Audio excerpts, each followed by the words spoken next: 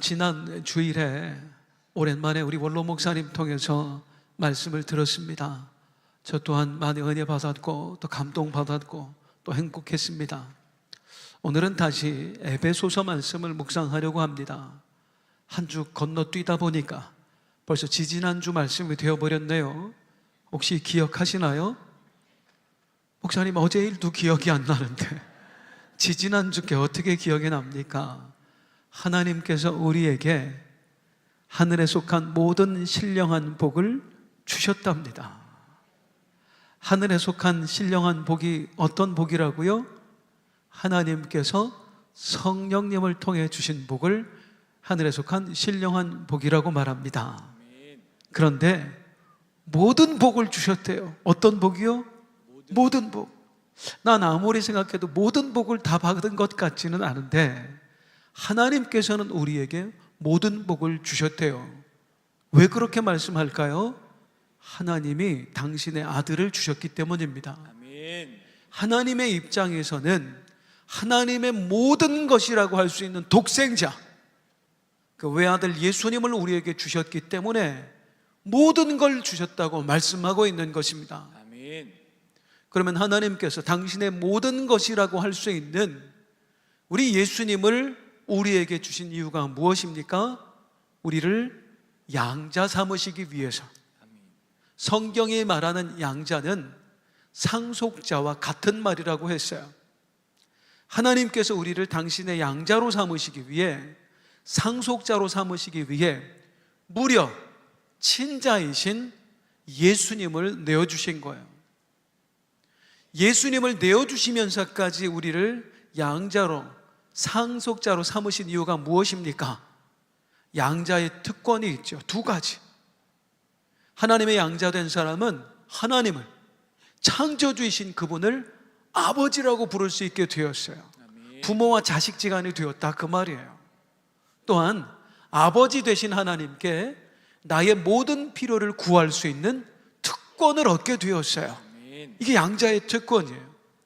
상속자로서 주어지는 특권은 더 놀랍습니다. 우리는 하나님의 나라를 상속받았습니다. 또한 천사는 오직 하나님만 섬기도록 창조되었는데 그 천사로부터 섬김받을 권리까지도 우리에게 상속해 주셨어요. 그래서 우리는 장차 하나님 나라에 가서 천사의 섬김을 받으며 영원토록 세세토록 왕노릇하며 살게 되는 것입니다. 그러니까 우리는 이미 하늘에 속한 모든 신령한 복을 받았다고 할 수 있는 것입니다. 그런데 하나님께서 어떤 사람을 도대체 양자로 삼으신 걸까요? 그 이유는 몰라요. 왜 나 같은 걸 양자 삼으셨을까? 아무리 성경을 봐도 알 수가 없어요. 그런데 이런 말씀을 하셨어요. 그의 기쁘신 뜻대로. 왜 나 같은 걸 양자 삼으셨나? 그 이유는 모르는데 하나님이 나를 양자로 삼으신 걸 기뻐하셨대요. 제가 그걸 한 분의 이야기로 설명을 했습니다. 스티븐 모리슨 장로님, 원래 우리나라 사람이에요. 고아였습니다. 부모를 잃고 어릴 때부터 동해 묵호항에서 국어를 하면서 살았어요. 그러다가 홀트 아동복지원에 갔고 거기서 해외 입양을 기다린 겁니다.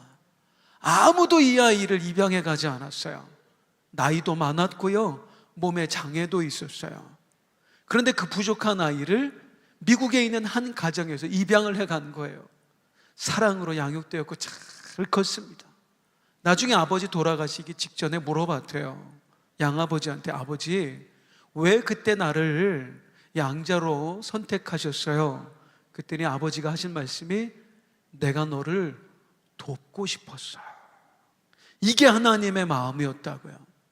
하나님이 우리를 돕고 싶어서, 즉 우리를 불쌍히 여기셔서 우리를 하나님의 양자로 삼아주신 줄로 믿습니다. 자, 오늘 본문은 지지난주와 같은 본문입니다. 같은 본문 안에서 지난번에 미처 전하지 못한 말씀이 있어서 이제 오늘 함께 전하며 은혜를 나눠보고자 합니다. 오늘 말씀을 듣기 전에 우리 성도님들과 같이 함께 부르고 싶은 찬송이 하나 있어요. 아주 먼 옛날. 우리 박수 치면서 함께 찬송하겠습니다.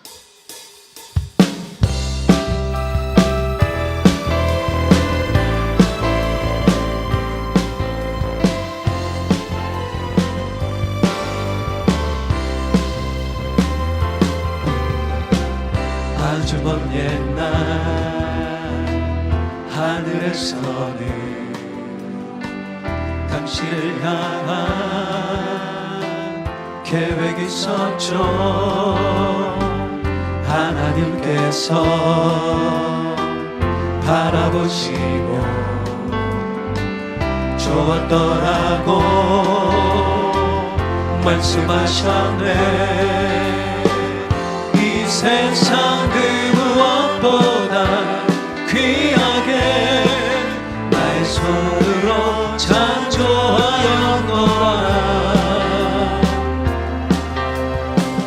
내가 너로 인하여 기뻐하노라. 내가 너를 사랑하노라. 주의 분들 축복하세요. 사랑해요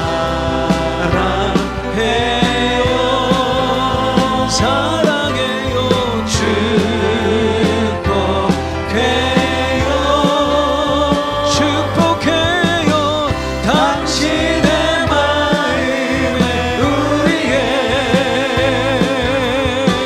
사랑을 드려요. 다시 한번 아주 먼 옛날 하늘에서는 당신을 향한 계획이 있었죠. 하나님께서 바라보시고 좋았더라고 말씀하셨네.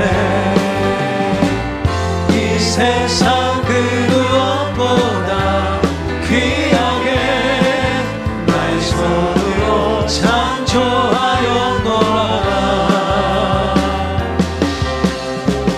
내가 너로 인하여 기뻐하노라. 너를 사랑하노라. 축복하세요. 사랑해요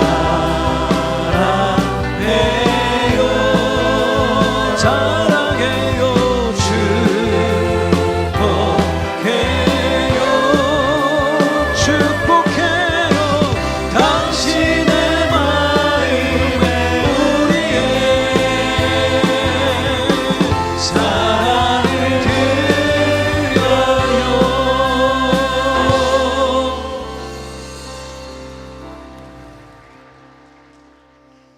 오늘 본문은 우리에게 이 말씀해요. 아주 먼 옛날 하늘에서 당신을 향한 계획이 있었습니다. 자, 하나님께서 나를 양자로 삼으셨다고 하는데요, 여전히 우리에게는 이런 의문이 있습니다. 어떻게 해서 내가 그 은혜를 입은 것이 왜 하필 나였지? 이 많은 사람들 중에 거기에 대해서 오늘 본문은 뭐라고 얘기하냐면 두 구절 읽어보는데 먼저 4절을 한번 볼게요. 시작. 곧 창세전에 그리스도 안에서 우리를 택하사 우리로 사랑하면서 그 앞에 거룩하고 흠이 없게 하시리. 따라하겠습니다. 우리를 택하사. 하나님이 우리를 선택하셨대요. 또 5절도 볼게요. 5절 시작. 그 기쁘신 뜻대로 우리를 예정하사 예수 그리스도로 말미암아 자기의 아들들이 되게 하셨으니. 따라서 우리를 예정하사. 나를 선택하신 그 일은 이미 하나님이 예정하신 일이었다는 거예요. 자, 다시 정리해 보면 오늘 본문은 우리에게 뭐라고 말씀해요? 하나님께서 당신을 양자 삼으셨습니다. 어떻게 해요? 왜 나인데요? 거기에 대해 뭐라고 대답하고 있어요? 하나님이 당신을 선택하셨기 때문입니다. 언제? 창세전에. 그리고 그 일은 이미 하나님께서 창세전에 예정하셨던 일입니다. 이 두 가지 얘기하는 거예요. 따라하겠습니다. 선택과 예정. 선택과 예정에 대해서 오늘 우리에게 말씀하고 있어요. 그런데 선택과 예정, 이것은 사실 기독교에서 굉장히 민감한 주제입니다. 이거 가지고 신학자들끼리 또 교파별로 얼마나 싸우는지 몰라요. 뭐 칼빈주의가 어떻고 알미니안주의가 어떻고 막 논란이 엄청나게 많아요. 의문점도 정말 많습니다. 하나님께서 당신을 선택하셨습니다, 예정하셨습니다. 그럼 뭐라고 물어요? 하나님께서 나를 선택하셨다고요? 나와 상관없이요? 아니 그러면 다른 사람도 선택하셨겠네요? 뭐 어차피 구원할 필요 없겠네. 내가 뭐하러 선택도 안 받은 사람한테 가서 힘을 빼요? 그리고 우리 아버지는 구원 못 받으셨는데, 그럼 우리 아버지는 선택 못 받은 거예요? 하나님 너무 불공평하신 거 아니에요? 이런 얘기 들어봤어요? 들어봤어요. 너무 많이 들어봤죠. 또 뭐라고 해요? 아니 내가 어차피 예수 믿기로 이미 예정돼 있었다고요? 아니 그러면 내가 그냥 내 마음대로 살았어도 예정된 대로 됐겠네요. 굳이 그렇게 열심히 할 필요가 없었네.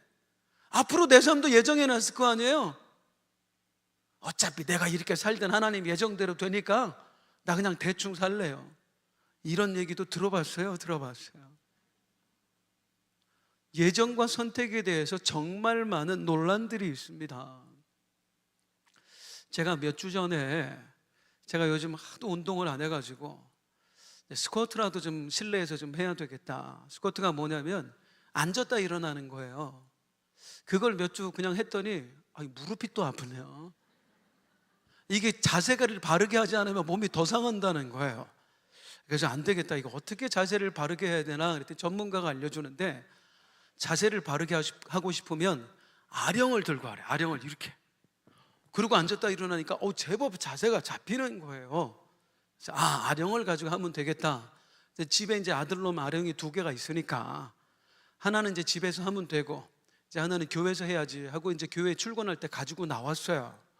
근데 그날 마침 이제 제 생일 즈음해서 제 아내가, 제가 추위에 많이 타거든요.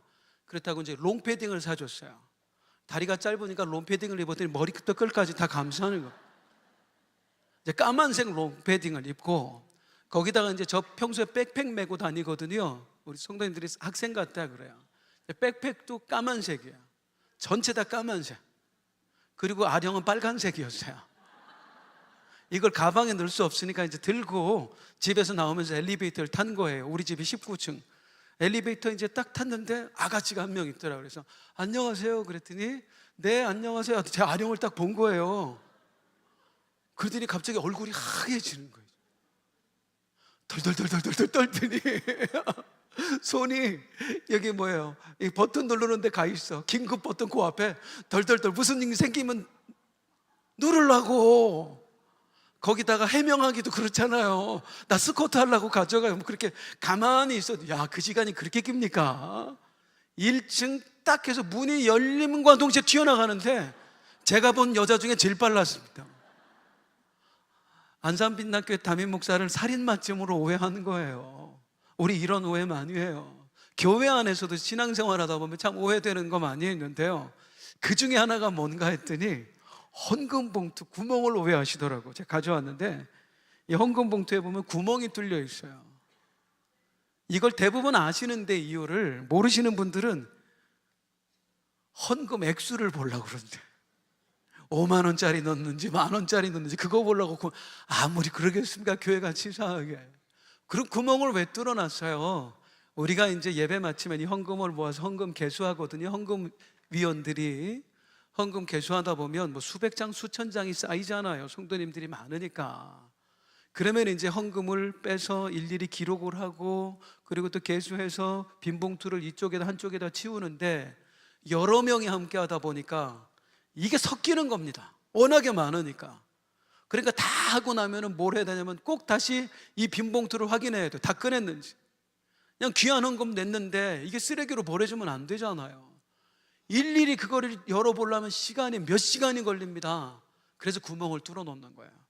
한 번에 모아서 구멍이 딱 뚫렸는지만 보면 빈 봉투인지 확인이 되니까. 그런데 그걸 모르고 얼마 헌금하는지 알아보려고 뚫었다고 오해하지요. 제가 왜 이 말씀을 드리냐면 아령도 오해하고 헌금 봉투 구멍도 오해하는 우리가 하나님 말씀도 종종 오해를 하는 겁니다. 오늘 말씀에 하나님이 당신을 선택하셨습니다, 당신의 구원을 예정하셨습니다 할 때 이 이야기를 오해하는 거예요. 아까처럼 하나님이 선택하셨다고요? 그럼 뭐 힘써서 애써서 전도할 필요 없겠네. 만약에 선택받지 않은 사람인데 내가 거기 가서 백날 전도해봐야 소용없는 거 아니에요. 하나님이 예정하셨다고요? 어차피 하나님 뜻대로 될 건데 뭐하러 내가 열심히 살아요? 오해한다고요. 오늘 본문은 우리에게 분명하게 선택과 예정에 대해서 말씀하고 있습니다. 하나님이 선택하셨어요, 예정하셨어요를 말씀하고 있어요. 그런데 그 말씀하는 이유가 뭐냐? 선택이란 이런 것이다, 예정이란 이런 것이다, 그 교리를 설명하기 위해서 말하는 게 절대 아니라는 겁니다. 선택과 예정의 교리는 이 에베소서하고 로마서에 나와요. 그런데 에베소서, 로마서를 아무리 봐도 선택이 뭔지 예정이 뭔지 설명해 놓지 않았어요. 설명하지 않았다는 얘기 뭐예요? 알 필요 없다는 거예요. 그런데 선택과 예정을 왜 말씀합니까? 다른 목적이 있는 겁니다. 어차피 우리는요, 하나님의 선택과 예정이 뭔지에 대해서 알려줘도 알아들을 수가 없어요. 제가 어떻게 하면 이거를 신학적으로 이 논란이 많은 주제를 우리 성도님들에게 좀 쉽게 이해시킬 수 있을까? 명쾌하게. 저는 이렇게 실력이 딸리다 보니까 한 몇 주 동안 정말 많은 책을 보고 글을 봤어요. 다른 신학자들이 한 이야기, 그리고 또 설교문, 아무리 봐도 명쾌하게 설교한 내용이 없어요. 복잡하게, 더 복잡하게 해놨어요. 어떤 유튜브를 보니까, 유튜브도 여러 개 봤는데 선택과 예정을 자기가 제일 잘 설명한다고 거기가 써놨더라고. 그래서 속으면 안 되거든요. 그래서 그 영상을 보기 전에 댓글을 봤더니 목사님의 말씀을 듣고 더 헷갈려졌습니다 이렇게 써있더라고요. 이런 거예요. 선택과 예정의 교리는 사실 신학자들도 잘 몰라요. 자기 나름대로 논리를 풀어가고 여러 가지 신학적인 수사를 써서 말을 하고 있지만 명쾌하게 이걸 설명할 수 있는 사람은 다 복잡해요. 복잡하다는 얘기는 지도 모른다는 얘기입니다. 알면 간단해요. 우리는 선택과 예정을 절대로 제대로 100% 이해할 수 없습니다. 왜 그럴까요? 우리의 차원을 넘어서는 이야기이기 때문입니다. 설명드리면, 자, 우리가 선택되었다. 언제 선택되었다? 창세 전에 하나님이 우리를 선택하셨대요. 창세 전이라는 걸 뭘 뜻하지요? 창조 전에, 이 세상의 모든 게 만들기 전에 하나님이 만드신 것 중에 시간이 있을까요? 시간이 있을까요? 하나님은 시간도 만드셨어요. 시간과 공간을 다 하나님이 만드신 거예요. 그렇다면 창세 전에라는 얘기는 시간이 만들어지기 전이라는 얘기예요. 시간을 넘어서서 이루어진 일이라는 얘기예요. 이거 이해하실 수 있는 분 계세요? 저 대신 설교 좀 해주세요. 시간 이전의 이야기를 누가 이해할 수 있습니까? 우리는 단 한 번도 시간을 벗어나서 살아본 적이 없는데, 태어나면서 지금까지 시간 속에서 살아왔고 앞으로도 시간 속에서 살아가다 주님 나라 갈 거잖아요. 단 한 번도 0.1초도 시간을 벗어나 본 적이 없는 사람들이 시간 밖의 이야기를 어떻게 알아들을 수가 있겠느냐. 그래서 설명조차 안 하는 거예요. 예정이 무엇인지, 선택이 무엇인지 성경에서 굳이 설명하지 않는 거예요. 단 하나님이 너를 선택하셨다, 예정하셨다, 이 얘기만 하는 거예요. 그렇다면 이 에베소서를 쓴 인간 저자가 누구다? 바울은 이걸 몰랐을까요? 이 선택과 예정에 대해서 에베소 성도들한테 얘기해도 에베소 성도들이 선택과 예정이 뭔지 못 알아들을 거다, 그걸 몰랐을까요? 왜 몰라요? 바울도 모르는데 자기도 모르고 설명하는 걸 알아들을 거라고 생각하겠어요? 그런데 바울이 왜 선택과 예정이라는 단어를 쓰는가? 일단은 본인이 그 이야기를 들었기 때문입니다. 누구로부터? 예수님으로부터. 바울이 처음 예수님을 만난 후에 눈이 멀지요. 그때 예수님이 아나니아라는 사람을 보내면서 아나니아에게 이렇게 말씀해 주세요. 사도행전 9장 15절입니다. 시작. 주께서 이르시되 가라, 이 사람은 내 이름을 이방인과 임금들과 이스라엘 자손들에게 전하기 위하여 택한 나의 그릇이라. 바울 선생, 예수님께서 당신에게 이 말씀 전하라고 하셨습니다. 이 사람은 당신은 예수님이 택한 그릇입니다. 이 말을 듣고 바울이 아는 거예요. 아, 내가 저절로 예수님을 만난 게 아니구나, 저절로 사도가 된 게 아니구나, 하나님의 선택하셨구나, 하나님의 예정하심이었구나. 그래서 그걸 말하는 거야. 하나님이 선택하셨습니다. 우리를 예정하셨습니다. 자, 그런데 이 왜 굳이 에베소서에서 그 선택과 예정을 말하느냐는 거죠. 선택이 뭔지를 알려주고 싶은 것도 아니고요, 예정이 뭔지를 알게 하고 싶은 것도 아니고요, 사실은 이걸 말해주고 싶어서 선택과 예정에 대해서 말했습니다. 그게 뭘까요? 두 가지입니다. 바울이 에베소 교회 성도들에게 선택과 예정에 대해서 말하는 이유, 첫 번째는 따라하십니다. 하나님의 주권. 하나님의 주권. 또 하나는 하나님의 은혜. 하나님의 은혜. 목사님, 더 복잡해지는 것 같아요. 어렵지 않아요. 하나님의 주권. 구원은 하나님의 주권으로 된 겁니다. 5절입니다. 시작. 그 기쁘신 뜻대로 우리를 예정하사 예수 그리스도로 말미암아 자기의 아들들이 되게 하셨으니. 하나님이 예정하셨어요. 선택하셨어요. 왜 그게 뭘 의미하는지 아세요? 따라하겠습니다. 되게 하셨으니. 되게 하셨으니. 당신이 하나님의 양자가 된 게 아니고요, 하나님이 되게 하신 거예요. 아멘. 당신이 구원받은 게 아니고 하나님이 당신을 구원해 주신 거예요. 아멘. 당신은 하나님의 주권으로 구원받은 겁니다. 아멘. 이 얘기하려고 예정과 선택 얘기하는 거예요. 또 예정과 선택을 얘기하는 두 번째 이유, 하나님의 은혜. 6절입니다. 시작. 이는 그가 사랑하시는 자 안에서 우리에게 거저 주시는 바 그의 은혜의 영광을 찬송하게 하는 것이라. 당신이 무슨 공로가 있어서, 자격이 있어서 하나님의 양자가 된 것이 아닙니다. 그건 하나님의 일방적인 선택으로 또 예정하심으로 된 거예요. 하나님의 은혜로 된 겁니다. 아멘. 선택과 예정을 말하는 이유는 하나님이 구원하신 거다, 은혜로 구원하신 거다, 아멘. 이 얘기 말하고 싶어서 하는 겁니다. 자, 이 선택과 예정이라는 말을 통해서 당신을 구원하신 분은 하나님이십니다. 당신은 자격 없이 하나님의 은혜로 구원받은 것입니다. 하나님의 주권과 하나님의 은혜를 강조하는데, 이 하나님의 주권과 은혜를 강조하는 이유가 뭘까요? 왜 에베소 성도들에게 당신이 당신을 구원한 게 아니라 하나님이 구원한 거예요. 잘나서가 아니고 자격이 있어서가 아니고 하나님의 은혜로 된 거예요. 이 말 왜 할까요? 에베소서 강의 첫 시간에 이런 말씀 드렸어요. 이 당시 에베소 성도들의 영적인 상태가 어땠다고요? 믿음이 흔들렸어요. 하나님이 계신가? 하나님 계속 믿어야 되나? 왜요? 예수 믿는데 고난이 계속되는 거예요. 예수 믿어서 뭔가 좀 잘 될 줄 알았더니 점점 더 어려워지는 거예요. 거기다가 로마 당국의 핍박이 이제 본격화되는 거예요. 그러면서 이 사람들의 믿음이 흔들렸습니다. 이 흔들리는 믿음을 요한계시록에서 이렇게 설명했죠. 계시록 2장에 보면 1절, 에베소 교회 사자들에게 편지하라. 에베소 성도들에게 좀 알려줘라.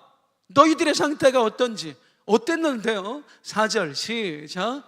그러나 너를 책망할 것이 너의 처음 사랑을 버렸느니라.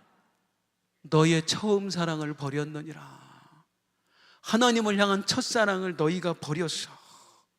누가? 에베소 성도들이. 왜 이런 일이 발생했다고요? 힘들어서. 예수 믿는 게 너무 힘들어서. 그래서 처음 하나님을 만나서 뜨겁게 사랑했고 주님을 사랑했는데 그 사랑의 믿음을 점점 잃어가고 있는 거예요. 계시록에는 너희를 책망할 것이 있나니 했지만 에베소서는 왜 쓰여졌다고 그랬어요? 그 믿음이 흔들리는 사람을 위로하기 위해서. 당신들을 위로하고 싶습니다. 그래서 평안과 안위를 전합니다. 위로하기 위해서. 무엇으로 위로한다고요? 하나님이 당신을 선택하셨어요. 하나님이 당신을 예정하셨어요. 이 말로 위로하고 싶어서. 믿음이 흔들리는 사람은 이게 왜 위로가 될까요? 하나님의 선택, 하나님의 예정, 이 말 듣고 성도님들 위로가 지금 되세요? 그게 왜 위로가 돼요? 자, 왜 위로가 되냐면 이 당시에 에베소 교회 성도들이 불안에 떨었습니다. 너무 불안해진 거예요.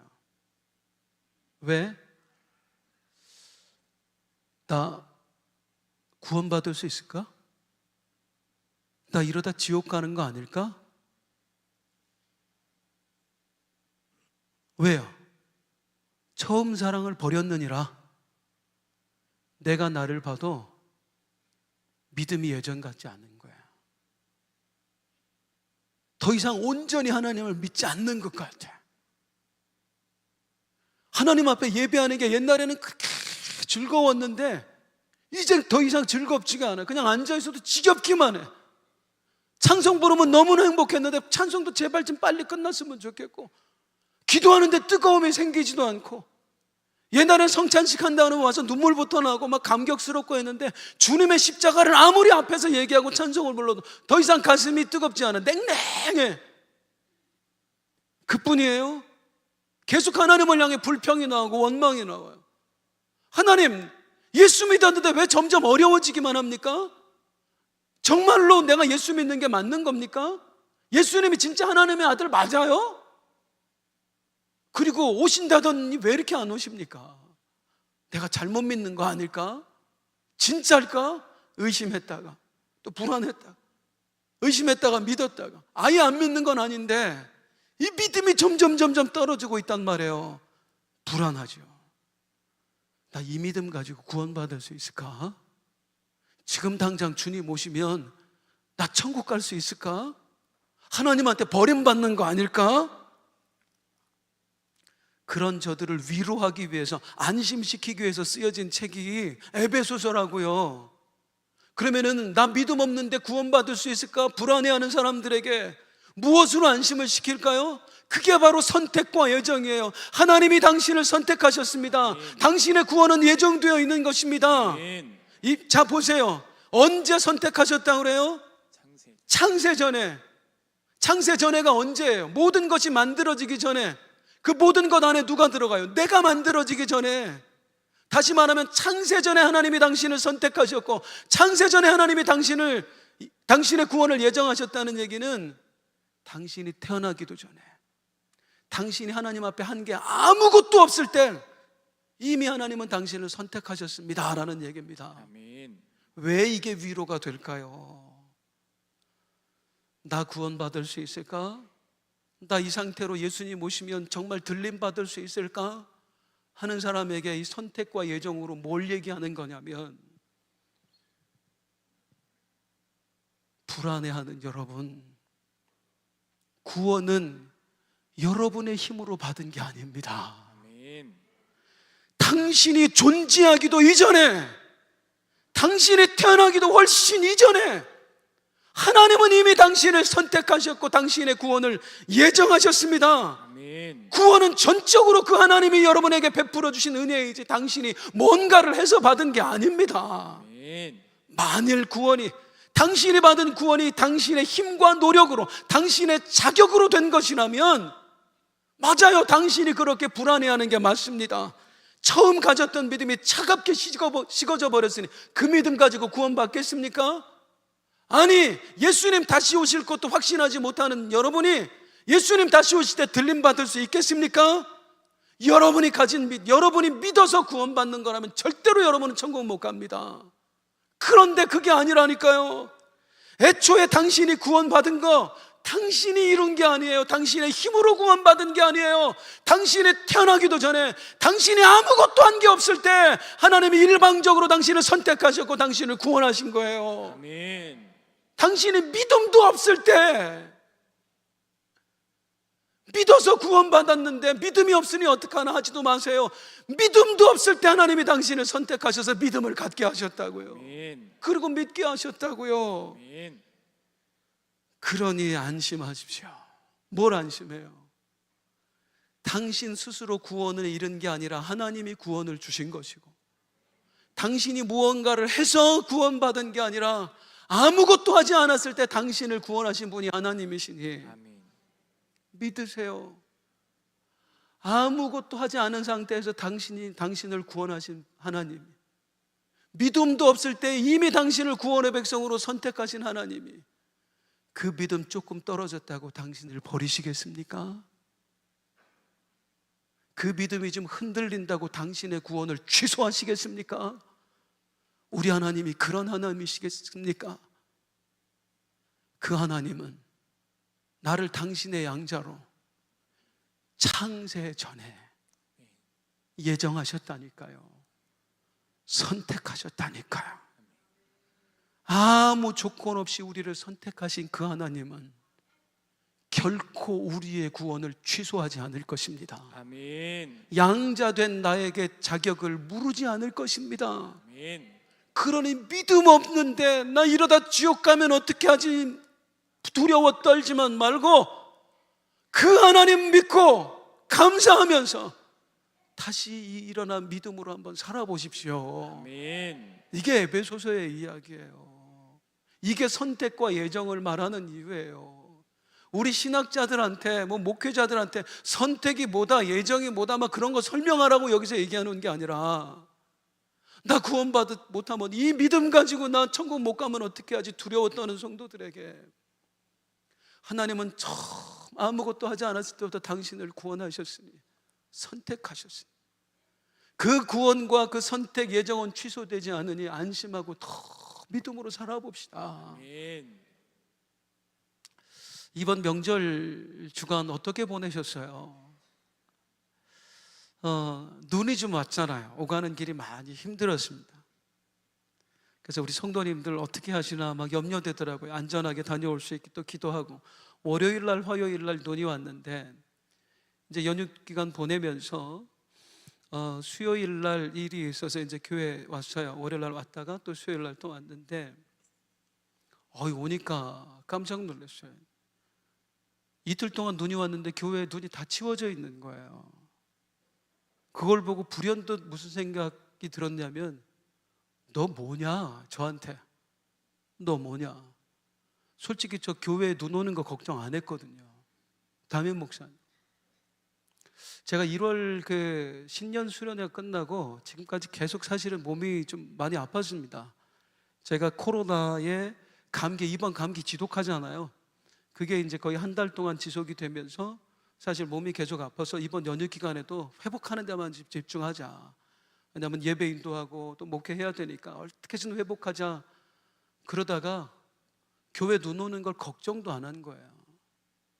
그 치워진 거 보고 그때 알았어요. 너 목사냐? 네가 담임 목사냐? 이러고도.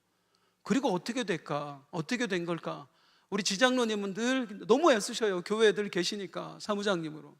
혼자 다 치우셨나 했더니 들으니까 월요일은 어느 내외분이 오셔서 그 부부가 온종일 치우고 갔대요. 우리 장로님하고 함께. 눈이 또 오고 멈추질 않으니까 또 치우고 오전 오후 내내 치우고 갔대요.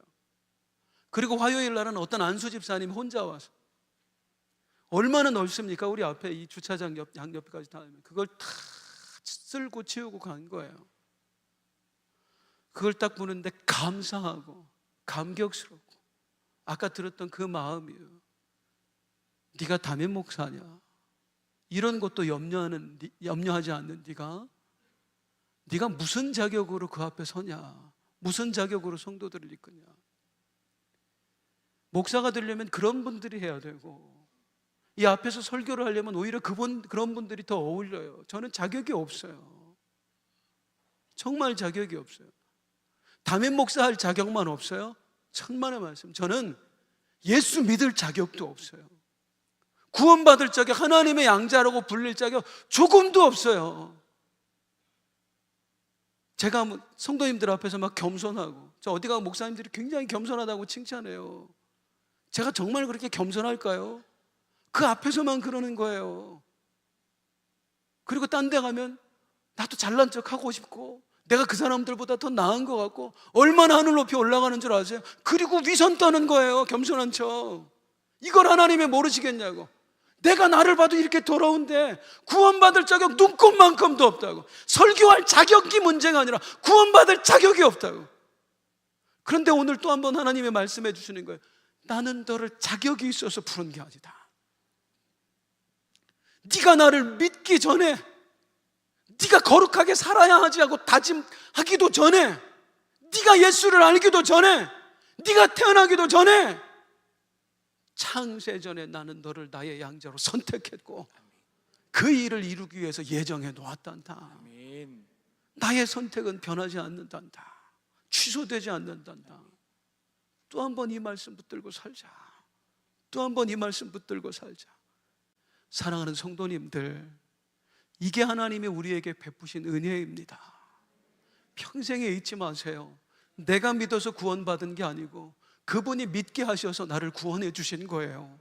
우리가 자격이 있어서 구원받은 게 아니고 그분이 은혜 베풀어 주셔서 우리가 구원받은 거예요. 아멘. 이게 뭘 의미해요?